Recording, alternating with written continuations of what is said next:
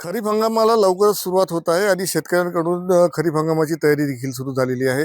अशा स्थितीमध्ये खरीप हंगामात शेतकऱ्यांनी काय काळजी घ्यावी, लागवड कशी करावी, कसं नियोजन करावं या संदर्भात आपण जाणून घेऊया. आपल्यासोबत बोलण्यासाठी कृषी विज्ञान केंद्राचे वरिष्ठ शास्त्रज्ञ डॉक्टर जीवन कतोरे सर आहेत. सर, काय सांगाल, कशा पद्धतीने शेतकऱ्यांनी नियोजन करावं, काय काळजी घ्यावी? शेतकरी बांधवांनी यावर्षीची जी अल निनोची जी स्थिती आहे ती पाहता काटेकोरपणे आपल्या शेतीचं नियोजन करावं. त्यासाठी सद्यस्थितीत जे ही ऊन तापत आहे, उन्हीचाही थोडाफार फायदा असा घ्यावा की चांगली नांगरणी वखरणी करून आपलं शेत तयार ठेवावं, जेणेकरून आपल्या शेतातील जर काही बुरशीजन्य काही रोग पसरणाऱ्या काही बुरशी असतील तर त्या सुद्धा नाहीशा होतील. त्याच्यानंतर खरेदी करताना काही काळजी शेतकरी बांधवांनी घ्यायची बियाणे खरेदी करताना. त्यासाठी असं की जे एक अधिकृत विक्रेत्याकडून बियाणं घ्यायचं, ज्याची उगवण क्षमता चांगली आहे असंच बियाणं निवडावं. शक्यतो 5 वर्षाच्या आतील ज्या नवीन व्हरायटी रिलीज झालेल्या आहेत सोयाबीनच्या, तुरीच्या, या व्हरायटीज घ्यायच्या. कपाशीची अतिघन किंवा सघन पद्धतीने लागवड करावी. आणि खते सुद्धा हे मातीचं आपलं जे आरोग्य आहे, म्हणजे मातीचा नमुना तपासणी केल्यानंतर आपल्याला जी आरोग्य पत्रिका मिळते त्याच्यानुसारच शक्यतो खतांचं सुद्धा नियोजन त्याप्रमाणे करावं. कारण की काही प्रमाणात खतांचे भाव सुद्धा वाढलेले आहेत आणि सगळ्याच प्रकारचे खतं सद्यस्थितीत मार्केटमध्ये उपलब्ध सुद्धा नाहीत.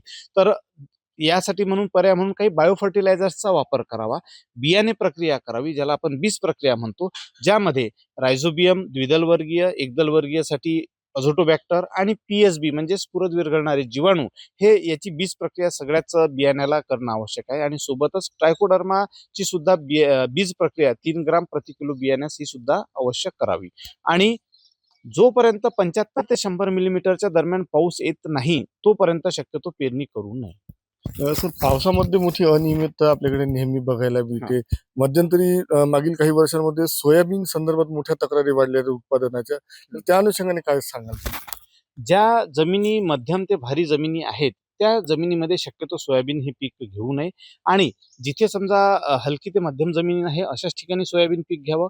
5 वर्षाच्या आतील व्हरायटीज निवडाव्या आणि ट्रायकोडर्माचा नक्की वापर करावा. बीज प्रक्रिया करून सुद्धा, म्हणजे प्रत्येक आपल्या बियाण्याला प्रति किलो बियाण्याला 3 ग्राम ट्रायकोडर्मा याचा वापर करावा. आणि सोबतच शेतामध्ये सुद्धा जवळपास 2 किलो ट्रायकोडर्मा हा शेणखतामध्ये मिसळून किंवा गांडूळ खतामध्ये मिसळून, आणि हे नाही मिळालं तर मातीमध्ये मिसळून हा पेरणीच्या वेळेस संपूर्ण शेतात टाकावा. कारण मागील वर्षीची जर काही बुरशी आपल्या शेतात असेल तर ती बुरशी नाहीशी होईल या ट्रायकोडर्माच्या वापरामुळे. ती त्याच्यावर उपजीविका करेल. आणि मागच्या वर्षी जसं पिवळेपणा सोयाबीनवर आला होता किंवा मुळकूज आला होता किंवा चारकोल रॉट आला होता त्यासारखं येणार नाही. आणि अशा प्रकारे आपण सोयाबीन सारख्या पिकाची ट्रायकोडर्माच्या वापराने आपण त्याचा बचाव करू शकतो. राहिला प्रश्न पाण्याचा, तर याच्यासाठी जर बीबीएफ पद्धतीच्या लागवड तंत्रज्ञानाने जर आपण लागवड केली तर आपल्याला पाण्याचं जे यावेळेस जे कमी पावसाचा सांगितलेला आहे, आता 29 तारखेचा अंदाज आहे 90% पावसाचा, तर अशा वेळेस आपल्याला बीबीएफ तंत्रज्ञानाने जर आपण लागवड केली तर आपल्याला आपलं पीक हेच वाचवता येईल आणि चांगलं अधिक उत्पादन घेता येईल. कधी खूप मोठ्या प्रमाणात पाऊस होतो तर कधी खंड पडण्याची शक्यता. तर अशा परिस्थिती संदर्भात काय शेतकऱ्यांनी केलं? यावर्षी असं सांगितलेलंच आहे की पावसात हा खंड पडेलच. तर मग जेव्हा जेव्हा खंड पडेल तर तेव्हा तेव्हा खोल डवरणी ही प्रत्येक शेतकरी बांधवांनी करावी.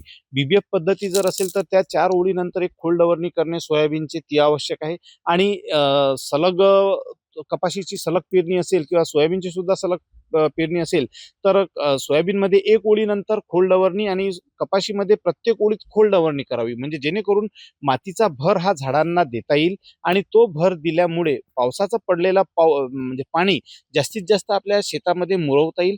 जेवढी आपल्या जमिनीची कॅपॅसिटी आहे, वॉटर होल्डिंग कॅपॅसिटी आहे, तेवढं ते पाणी आपल्या शेतीमध्ये जमिनीमध्ये मुरवल्या जाईल. आणि अतिरिक्त झालेलं पाणी त्याच चरांवाटे, जे खोलडवरणी आपण करू तर त्याच चरावाटे हे बाहेर काढल्या जाईल. त्याच्यानंतर विरळणी, तुरीसारख्या पिकामध्ये शक्यतो तुरीचे जे तास असतात सोयाबीनमध्ये, कपाशीमध्ये सुद्धा, किंवा सलग तूर जरी असली तरी तुरीमध्ये विरळणी करणं आवश्यक आहे. तुरीची जर 20 सेंटीमीटर पर्यंत 2 झाडातील अंतर जर ठेवलं आणि झाड संख्या जर कमी असली तर जेवढाही ओलावा आपल्या जमिनीमध्ये असेल किंवा जेवढाही पाऊस येईल तर त्याचा आपल्या तूर सारख्या पिकाला सुद्धा फायदा होईलच. तर या प्रकारे उभ्या पिकात आपण खोल डवरणी करून नियोजन करावं. शेतकऱ्यांनी योग्य नियोजन करावं असा सल्ला शास्त्रज्ञ जीवन कातोरे सर यांनी दिलेला आहे. महेश गुंजाळ, TVN मराठी, वर्धा.